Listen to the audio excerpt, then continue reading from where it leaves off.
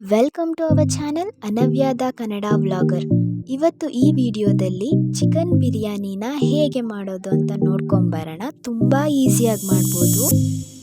ಯಾವುದೇ ಆದಂತಹ ಹೊರಗಡೆ ಸಿಗೋವಂತಹ ಮಸಾಲೆನ ಬಳಸೋ ಹಾಗಿಲ್ಲ, ಹಾಗೆ ಯೂಸ್ ಮಾಡಿ ಮಾಡೋಣ. ಅದಕ್ಕೆ ಬೇಕಾಗಿರೋ ಇಂಗ್ರೀಡಿಯೆಂಟ್ಸ್: ಮೊದಲಿಗೆ ಒಂದು ಕುಕ್ಕರ್ನ ಇಟ್ಟು ಅದಕ್ಕೆ 7ರಿಂದ 8 ಸ್ಪೂನ್ ಎಣ್ಣೆನ ಹಾಕಬೇಕು. ಅದ್ರ ಜೊತೆಗೆ ನೀವು ತುಪ್ಪ ಹಾಕಿದ್ರೆ ಬಿರಿಯಾನಿ ಟೇಸ್ಟ್ ಇನ್ನೂ ತುಂಬ ಚೆನ್ನಾಗಿ ಬರುತ್ತೆ. ಈಗ ನೀವು ಇಟ್ಕೊಂಡಿದ್ದಂತಹ ಚಕ್ಕೆ ಮತ್ತು ಲವಂಗನ ಹಾಕಬೇಕು. ಜೊತೆಗೆ 3ರಿಂದ 4 ಏಲಕ್ಕಿನೂ ಆ್ಯಡ್ ಮಾಡಿ. ನೆಕ್ಸ್ಟ್ ಅದಕ್ಕೆ ನೀವು ಕಟ್ ಮಾಡಿ ಇಟ್ಕೊಂಡಂತಹ 7ರಿಂದ 8 ಮೆಣಸಿನ್ಕಾಯಿನ ಹಾಕಿ ನೆಕ್ಸ್ಟ್ ಅದನ್ನು ಚೆನ್ನಾಗಿ ಫ್ರೈ ಮಾಡ್ಕೊಂಡಾದಮೇಲೆ ನೀವು ಕಟ್ ಮಾಡಿ ಇಟ್ಕೊಂಡಂತಹ 3 ದೊಡ್ಡ ಸೈಜ್ ಈರುಳ್ಳಿನ ಹಾಕಬೇಕು. ಇಲ್ಲಿ ನಾನು ಚಿಕನ್ ಫ್ರೈಗೂ ಸಹ ಕಟ್ ಮಾಡಿ ಇಟ್ಕೊಂಡಿದ್ದೀನಿ, ಅದಕ್ಕೋಸ್ಕರ ಫುಲ್ ಈರುಳ್ಳಿನ ಹಾಕ್ತಾ ಇಲ್ಲ. ಇದನ್ನು ಇನ್ನೊಂದು ನೆಕ್ಸ್ಟ್ ವಿಡಿಯೋದಲ್ಲಿ ಚಿಕನ್ ಫ್ರೈ ಸಹ ಹಾಕ್ತೀನಿ. ಈಗ ಅದನ್ನು ಚೆನ್ನಾಗಿ ಹಸಿ ವಾಸನೆ ಹೋಗೋ ತನಕ ಫ್ರೈ ಮಾಡ್ಕೊಂಡ್ಮೇಲೆ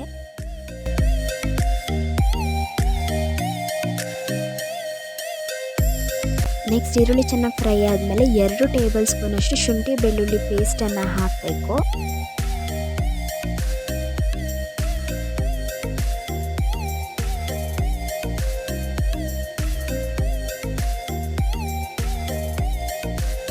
ನೆಕ್ಸ್ಟ್ ನೀವು ತೆಗೆದಿಟ್ಕೊಂಡಂತಹ 1 ಹಿಡಿ ಪುದೀನ ಹಾಗೂ 1 ಹಿಡಿ ಸಾಂಬಾರ್ ಸೊಪ್ಪನ್ನು ಹಾಕಬೇಕು.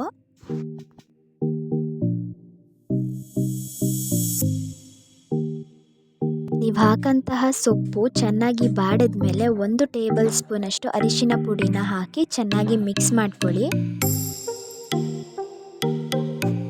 ಹಾಗೆ ಅರ್ಧ ಟೇಬಲ್ ಸ್ಪೂನಷ್ಟು ಗರಂ ಮಸಾಲೆನ ಹಾಕಬೇಕು.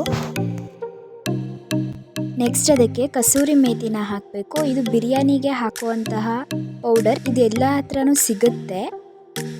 ಮೆಂತ್ಯ ಸೊಪ್ಪನ್ನು ಡ್ರೈ ಮಾಡಿ ಇದನ್ನು ಪ್ರಿಪೇರ್ ಮಾಡ್ತಾರೆ.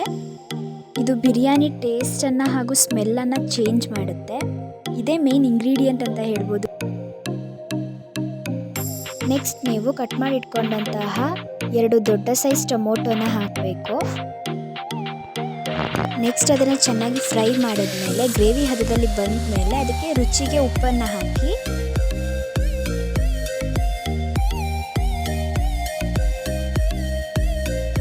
ನಂತರ ಅದಕ್ಕೆ 1.5 ಚಮಚ ಖಾರದ ಪುಡಿ ಹಾಗೆ 2 ಚಮಚ ಧನಿಯಾ ಪುಡಿನ ಹಾಕಿದ್ದೀನಿ. ನೆಕ್ಸ್ಟ್ ಅದನ್ನು ಚೆನ್ನಾಗಿ ಮಿಕ್ಸ್ ಮಾಡ್ಕೊಂಡ್ಮೇಲೆ ತೊಳೆದಿಟ್ಕೊಂಡಂತಹ ಚಿಕನ್ನ ಹಾಕಬೇಕು.